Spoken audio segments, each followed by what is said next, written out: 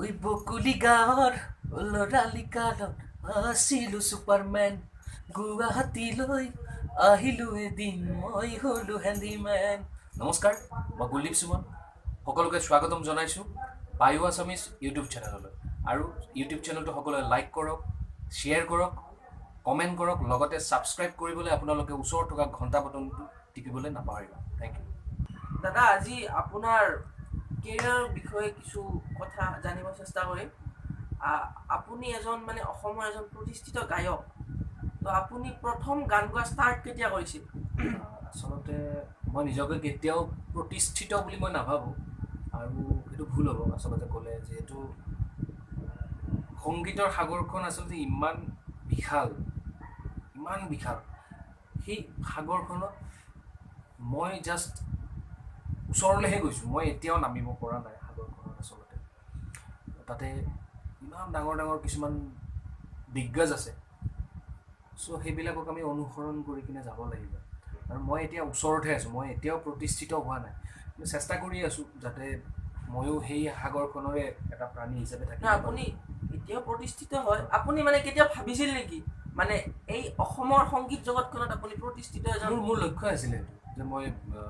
গায়ক, মই ছিংগাৰ হ'ম বুলি। সেইটো মোৰ লক্ষ্য আছিলে, মোৰ এইম আছিলে। মই সৰু থাকোঁতে যেতিয়াতো ঘৰত সকলোৰে ঘৰত এই গেছ কিবা কিবি নাছিলে, সেইটো সময়ত তোমাৰ মাটিৰ চৌকা আছিলে। দেখিছে চাগে মাটিৰ চৌকা। চ' মায়ে ভাত বনাই থাকিলে সৰু সময়ত, এতিয়া ক্লাছ 1-2 মানৰ কথা। মায়ে এটা খুব ধুনীয়া গান এটা গুণগুণাই, এইটো খগেন মহন্ত ছাৰৰ গান আছিলে, আমি সদিয়ালে যামে। এই গানটো মায়ে প্ৰায় গুণগুণাই থাকে, আৰু মই কাণত শুনি থাকোঁ তেতিয়া। পিছ মুহূৰ্তত মায়ে কওঁতে শুনিছোঁ যে থুকাথুকি মাতেৰে ময়ো গানটো গাওঁ। তেতিয়া মাৰ অলপমান মোৰ প্ৰতি সেই বিশ্বাসটো সিহঁতে গান গাব পাৰিব। ওচৰৰে এজন মোৰ খুৰা আছিলে, তেওঁৰ নামটো ল'ব লাগিব, নিকুন খুৰা বুলি। তেওঁ ঢোলক বজায়। তেখেতে মোক মাক আহি কয় যে ই গান গাব পাৰিব, ওলাই দিয়ক এনেকুৱা আৰু। চ' তেতিয়া তেখেতৰ লগত ওলাই গৈ আমাৰ ইয়াৰে এজন ব্যক্তি আছিলে আৰু হাৰমনিয়াম বজায়, তেখেতৰ ইয়াতে স্কুলো আছে, বাবুল বৈশ্য বুলি। এই দুজন ব্যক্তিৰ আচলতে মোৰ যিটো কেৰিয়াৰ, এই কেৰিয়াৰত বিশেষ হাত আছে। এইটো কথা মই ক'ব লাগিব, বিকজ তেওঁলোক দুজনে যদি মোক ওলাই লৈ গৈ কিনে মোক যদি আজি গানত ব্ৰতী নকৰিলে হয়, তেতিয়া হয়তো মই ছিংগাৰ নহ'লোঁ হয়। মোক তেওঁলোকে প্ৰতিখন মঞ্চত লৈ যায়, হেৰি কৰে, গান গোৱায়, এটা দুটা তেনেকৈ গাই থাকোঁ। তাৰ পিছত মোক বাহিৰত লৈ যোৱা মানুহজন হৈছে মোৰ আটাইতকৈ জীৱনৰ চবচে টাৰ্ণিং পইণ্ট দিয়া মানুহজন। সেইজন হৈছে ৰবেন ভৰালী। সেইটো তেওঁৰ নামটো সকলোৱে শুনিছে। তেখেত হৈছে এজন অসমৰ খুব ভাল কমেডিয়ান, খুব ভাল পেৰডি গায়ক। খুৰাৰ ঘৰ মোৰ ওচৰতে আছিলে। চ' মই আগদিনাখন ইয়াতে আমাৰ কাঞ্জিৰাপাৰাৰ দৌলত মই পাৰফৰ্ম কৰিছিলোঁ, এটা গানেই গাইছিলোঁ। তেতিয়া জুবিনদাৰ শিশু এলবামখন ওলাইছিলে, শিশুৰ গান এটা গাইছিলোঁ। শিশুৰ গানটো গোৱাৰ পিছত কি হ'ল, ৰবেন খুৰাই পিছদিনাখন ৰাতিপুৱা আহি কিনে কৈছিলে ই গান গাব পাৰিব, ইয়াক এনেকৈ মই অমুক দিনাখন এখন শ্ব' আছে, শ্ব'খনত। তেতিয়া তেনেকৈ ক'লে, মোৰ ভয়ো লাগিছিল। ফাৰ্ষ্ট শ্ব', লাইফৰ ফাৰ্ষ্ট শ্ব'। তেতিয়া ৰবেন খুৰাৰ লগত মই গৈ কিনে আমিনগাঁৱত মই শ্ব'খন কৰিলোঁ। শ্ব'খনত 5টামান গান গাব গ'লোঁ, তাৰপিছত বৰষুণ দিলে। কিন্তু জীৱনৰ ফাৰ্ষ্ট শ্ব', সেইখন শ্ব'ৰ পৰাই মোৰ আৰম্ভণি, মোৰ সংগীত লাইফৰ কেৰিয়াৰৰ আৰম্ভণি বুলি যিটো কয়। আগতে মই গান গাইছিলোঁ, কিন্তু মই এজ এ হ'ল প্ৰফেচনেলিজিম যিটো, এই প্ৰফেচনেল ছিংগাৰ হিচাপে মই আৰম্ভ কৰিছিলোঁ সেই ৰবেন খুৰাৰ কাৰণে। চ' সেইটো মই তেওঁলোকৰ নাম ল'ব লাগিব। তাৰপিছত তেনেকৈ আগবাঢ়ি গ'লোঁ, গুৱাহাটী গ'লোঁ। হিমাংশু দেৱ চৌধুৰী আছিলে আমাৰ ইয়াৰে, তেখেতে ক'লে তুমি গুৱাহাটীত আহি যোৱা, তুমি গুৱাহাটীত আহি কিনে ইয়াতে থাকা, ইয়াতে কাম কৰা। চ' তেওঁৰ লগত থাকিলোঁ, তেনেকৈ গ্ৰুপ কৰিলোঁ, কৰি কিনে গান গোৱা আৰম্ভ কৰি শেষত 2011ত নয়নমণি বৰ্মনৰ লগত লগ লাগি তেখেতে মোৰ সংগীত কৰিছিলে এলবামখনত। উষা বুলি এখন এলবাম মই ফাৰ্ষ্ট মুক্তি দিছিলোঁ। গানকেইটা ভাল হৈছিলে, ভাল পাইছিলে। ভিডিঅ' ওলোৱা নাই বাৰু তাৰে। তাৰপিছত তেনেকৈ আৰু মই পিছলৈ ঘূৰি চাবলগীয়া হোৱা নাই, এতিয়ালৈকে আগবাঢ়ি গৈ আছোঁ ভগৱানৰ কৃপাত। আপুনি বৰ্তমানলৈ কিমান গান গালে? মোটামুটি এবভ মোৰ দেন 60 গাইছোঁ এতিয়ালৈকে। 60টাৰ ওপৰত গান গোৱা। কি আপুনি গোৱা গানৰ ভিতৰত আপোনাৰ নিজৰ কি ফেভৰেট কোনটো গান? মোৰ ফেভৰেট বুলি ক'লে মোৰ এই ৰিচেণ্টলি এটা গান ওলাইছে ইউটিউবত আছে গানটো মৌ বুলি গান এটা ওলাইছে মই নিজে সেইটো গানত মই এয়া কৰিছিলোঁ অকণমান গাই দিব নেকি মই গাই দিব পাৰোঁ গানটো অলপ গাই দিয়কচোন মানে গানটো খুব ধুনীয়া গান এটা মিঠা গান মই সুৰ কৰিছিলোঁ আৰু মৌচুমী বড়ি বুলি এজনী খুব নৱপ্ৰজন্মৰ এজন ভাল কবি তেখেতে লিখিছিলে আৰু মোৰ বন্ধু এজন আছিলে চাও চিন্টুৱে সেয়া কৰিছিলে গানটো পৰিকল্পনা কৰিছিলে মই গাইছোঁ গানটো সংগীত হিমাংশু দেৱজ্যোতি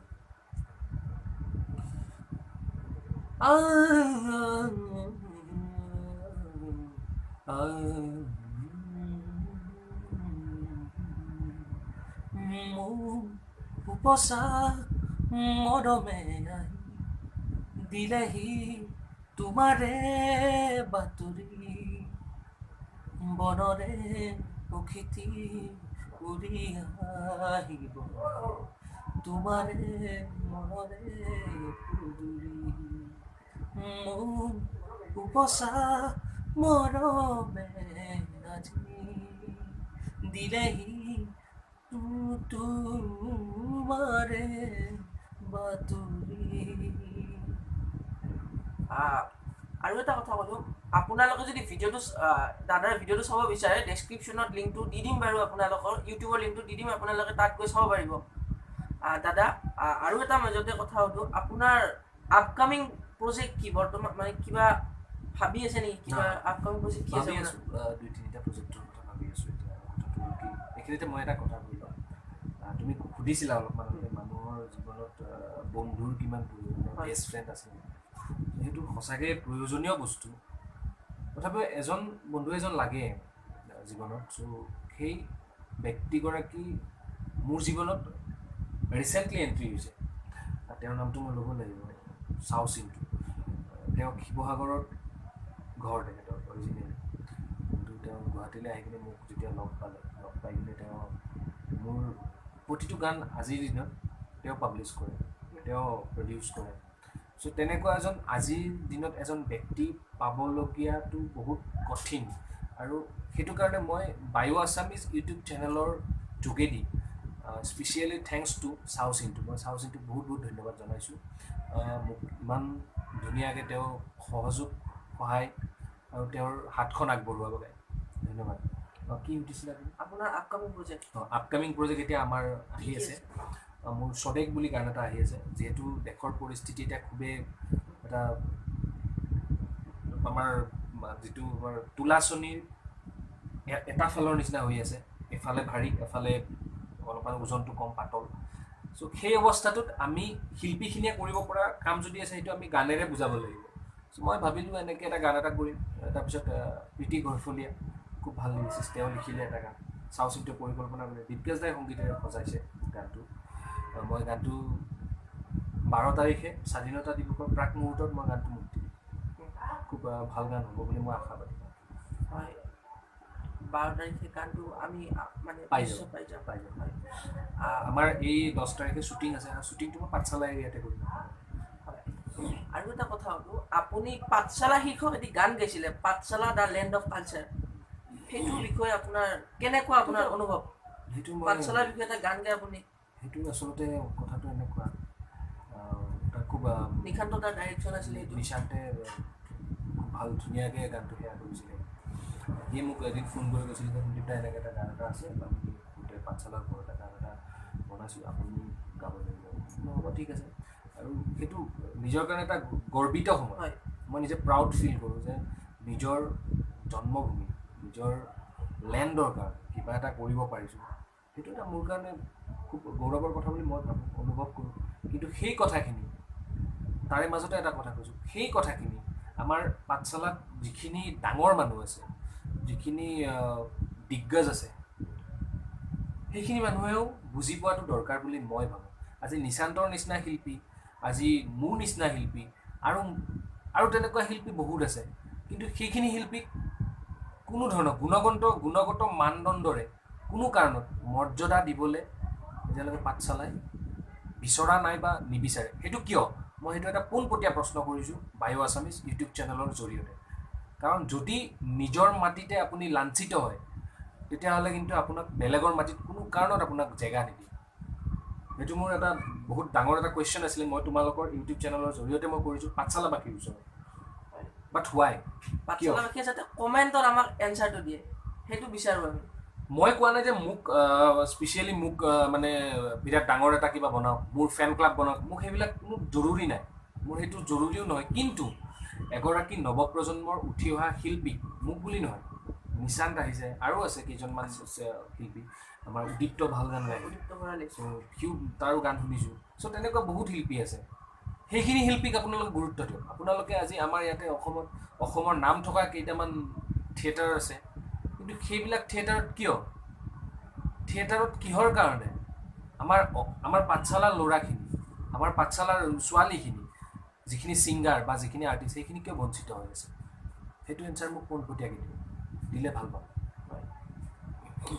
আপোনাক আৰু এটা প্ৰশ্ন সুধোঁ আৰু মই প্ৰশ্ন সুধিবলৈ মই ভয় নকৰোঁ উত্তৰ দিবলৈ মই ভয় নকৰোঁ মোক একো নালাগে কাৰো পৰা আৰু মই নিবিচাৰোঁ কাৰো পৰা বছ মোক এইটো লাগে যে পাঠশালাৰ পৰা যদি তোমালোকে যেতিয়া মই ডাঙৰ হ'ম যেতিয়া মই আজি এজন গ্লেমাৰ আৰ্টিষ্ট হ'ম তাৰ সময়ত যদি মোক যদি ফোন কৰি যদি মোক যদি কোনোবাই ক'ব তোমাৰতো ঘৰ ইয়াতে তুমি অলপমান কমত কৰি দিব লাগিব প্ৰগ্ৰেমখন সেইটো কথা যদি ক'ব পাৰে আপোনালোকে দেন এইটোও জৰুৰী কথা যে মই যদি কমত কৰি দিব লাগে মোৰ বাবে আপোনালোকে কি কৰিছে সেইটো মোৰ এটা ডাঙৰ কুৱেশ্যন দাদা এটাৰ প্ৰশ্ন সুধোঁ আপোনাক অসমৰ দুজন উদীয়মান শিল্পী আছিলে অভিদা আৰু নীলদা সিহঁতক কাৰ্বি আংলঙত মানে কি বহুত বৰ্বৰভাৱে হত্যা কৰিছিল আপুনিও এজন উদীয়মান শিল্পী আপুনিও গান গায় কিবা ক'ব নেকি সেইটো আচলতে সেইটো কোনো ক'বলৈ আচলতে ভাষাও নাই যুক্তিও নাই আৰু এইটো মোবলাইজিং হয় আৰু এনেকুৱা হয় কথাটো যে মানুহখিনিক আচলতে মই অসম চৰকাৰৰ ওচৰত সেইটোৱে মোৰ মানে এটা ৰিকুৱেষ্ট যে সেইখিনি মানুহক স্বাক্ষৰিত কৰক সেইখিনি মানুহক বাহিৰৰ জগতখন দেখুৱাওক বাহিৰৰ মানুহখিনিৰ লগত চিনাকি কৰাওক বাহিৰৰ মানুহখিনিয়ে কেনেকৈ চলিছে তেওঁলোকৰ চাল চলন কেনেকুৱা সেইখিনি দেখাওক আৰু তাৰপিছতে হয়তো এনেকুৱা আকৌ অভিনীল মৰিবলগীয়া নহয় নহ'লে এনেকুৱা অভিনীল লাষ্ট জুনৰ মাহত ঢুকাইছে আকৌ হয়তো নেক্সট আকৌ কোনোবা অভিনীল ঢুকাব এইবাৰ আকৌ এটা নতুন ইছ্যু আহিব মই সেইটো কাৰণে সেইটো তেওঁলোকক দুখ দিও লাভ নাই কাৰণ সেইটো সিহঁতে আচলতে গমেই নাপায় আচলতে হৈ আছিল সেইটো এটা বৰ্বৰ বুলি ক'লেও ভুল সেইটো এটা বৰ্বৰ ঘটনা সেইটো ঘটনাক মই নিজে লজ্জিত আৰু দুখিত আচলতে সেইখিনিও আমাৰ ভাই ককাই যিখিনি তেওঁলোকক হত্যা কৰিছে সেইখিনিও আমাৰে ভাই ককাই সেইখিনি কোনো বিদেশী নহয় কিন্তু চৰকাৰে কিয় সেইখিনি মানুহৰ ওপৰত মাহিয়াৰ চকুৰে চাই আছে মই বুজি নাপাওঁ সেইখিনি মানুহক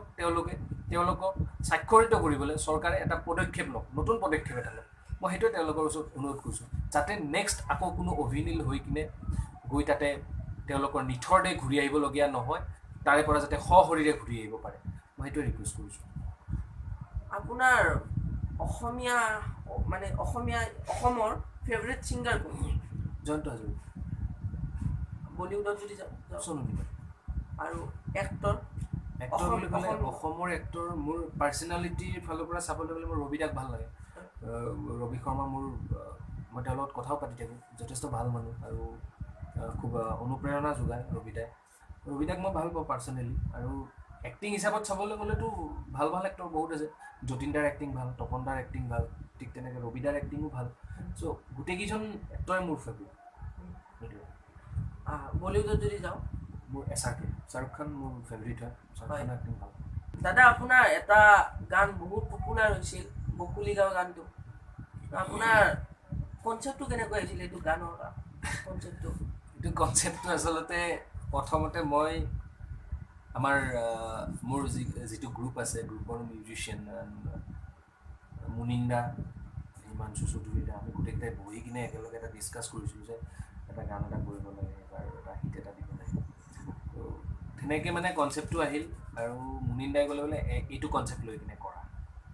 দিলোঁ ৰেকিবুলক লিখিবলৈ খুব ধুনীয়াকৈ লিখিলে এণ্ড ফাইনেলি যিটো সংগীতেৰে সজালে দীপকেশ দায়ে আকৌ আমাৰ অসমৰ চবচে বেহতৰিন চবচে জনপ্ৰিয় কোৰিঅ'গ্ৰাফাৰ দীপক দে নাম শুনিছা চ' দীপক দাই কোৰিঅ'গ্ৰাফি কৰিছিলে দীপক দাই যিদিনাখন মোক কনচেপ্টটো বুজাইছিলে যে এনেকুৱা হ'ব এইটো হ'ব মই তেতিয়া গম পাইছিলোঁ গানটো হিট হ'ল দীপক দা এজন এনেকুৱা জিনিয়াছ ব্যক্তি তোমালোকৰ চেনেলৰ জৰিয়তে মই গোটেইকেইজনকে ধন্যবাদ দিব বিচাৰিছোঁ যে মোৰ গানটো তেওঁলোকে ছাকচেছ কৰি তুলিছিলে চ' দীপক দাই মেইনলি গোটেই শ্ৰেয়টো যাব দীপক দাৰ লগতে ৰেকিবুল আৰু দীপকেশ দালে মই এই তিনিজন ব্যক্তিক মানে একদম গোটেই শ্ৰেষ্ঠতাটো মই তেওঁলোককে দিব বিচাৰোঁ তেওঁলোক তিনিওজনে বহুখিনি কষ্ট কৰিছে লগতে পংকজ ইন্দিয়ে ধুনীয়া এক্টিং কৰিছে গানটোত আৰু মেইনলি কোৰিঅ'গ্ৰাফী এইটো আৰু লাজবাব আৰু তাৰ কোনো আনচাৰ নাই ত' খুব ধুনীয়াকৈ কৰিছিলে তাৰপিছত ৰাইজে ভাল পাইছে মাজে মাজে এটা ট্ৰলো ওলাইছিলে কিন্তু গানটো ভালকৈ শুনিলে আপোনালোকে তাৰ যিটো মেছেজ সেই মেছেজটো খুব ধুনীয়া মেছেজ সকলোৱে গম পাব মই বিচাৰোঁ গানটো সকলোৱে এবাৰ ভালকৈ শুনিবচোন শুনি চালে নিশ্চয় ভাল পাব আপোনাৰ আইডল মোৰ আইডল সোণু নিগম মই তেওঁকে ভাল পাওঁ তেওঁৰ গানে শুনো মেক্সিমাম মই তেওঁৰ লগত যথেষ্টখিনি মানে আত্মীয়তা এটা আছে হয়তো মই তেখেতক লগ পোৱা নাই বা কি কয় এইটো কথা কিন্তু তেওঁৰ লগত মই সদায় কথা পাতোঁ চ' সেইগৰাকী ব্যক্তি মোৰ কাৰণে মানে আইডলজি মই ভাল পাওঁ আপুনি উঠি অহা শিল্পীখিনিক নৱপ্ৰজন্ম মানে যিখিনি শিল্পী আছে তেওঁলোকক আপুনি কিবা ক'ব বিচাৰে নেকি মই বেলেগ মোৰতো ক'ব পৰা তেনেকুৱা কেপাচিটি নাই বাৰু তথাপিও মোৰ যিখিনি অনুজ আছে মোৰ যিখিনি ভাইটি আছে বা মোৰ যিখিনি ভণ্টি আছে মানে যিখিনি ছিংগিং লাইনত নতুনকৈ আহি আছে তেওঁলোকক মই এটাই কথা ক'ব বিচাৰোঁ যে তেওঁলোকে হিট গ্লেমাৰ এই দুটা বস্তুৰ পৰা সদায় আঁতৰি থাকক যদি এই দুটা বস্তুৰ পৰা আঁতৰি নাথাকে দেন তেওঁ ছিংগাৰ হ'ব নোৱাৰে এই দুটা বস্তুৰ পৰা আঁতৰি থাকিব লাগিব গ্লেমাৰ আৰু এই হিট এই দুয়োটা বস্তু এদিন তোমাৰ পিছত নিজে নিজে আহিব তুমি গান গাই যোৱা ভাল গান কৰা ভাল গান গাবলৈ চেষ্টা কৰি যোৱা ভালকৈ নিজক পঢ়ি লোৱা দেন তুমি তোমাৰ পিছত অট'মেটিকেলি হিট আৰু গ্লেমাৰ এই দুয়োটা বস্তু দৌৰি দৌৰি আহিব তুমি হিট আৰু গ্লেমাৰৰ পিছত দৌৰিব গ'লে কেতিয়াও তোমাক লগ নকৰিব হিট আৰু গ্লেমাৰ সেইটোৱে মই মেছেজ দিছোঁ আৰু ছেকেণ্ড টাইম এটাই কথা কওঁ আজি অসমীয়া ইণ্ডাষ্ট্ৰিক আমাৰ কিছুমান পাবত গজা মিউজিক ডিৰেক্টৰ কিছুমান পাবত গজা সংগীত পৰিচালকে যিবিলাকে আচলতে সংগীতৰ অ আ ক খও নাজানে সংগীত পৰিচালনা কৰি আছে আজিৰ ডেটত হয়তো বহুকেইখন ভ্ৰাম্যমান থিয়েটাৰৰ লগতে তেনেকুৱা বহুত কিবা কিবি মই নাম মেনশ্যন কৰিব বিচৰা নাই বা নিবিচাৰোঁ আৰু সকলোৱে জানেও কাৰ কথা কৈছোঁ বা কাৰ কথা ক'ব বিচাৰিছোঁ চ' সেনেকুৱা কিছুমান মিউজিক ডিৰেক্টৰে আজি গোটেই পৰিৱেশটো বিনষ্ট কৰি আছে জলবায়ুটো যিটো আমাৰ ক্লাইমেট জলবায়ু বুলিও ক'ব পাৰি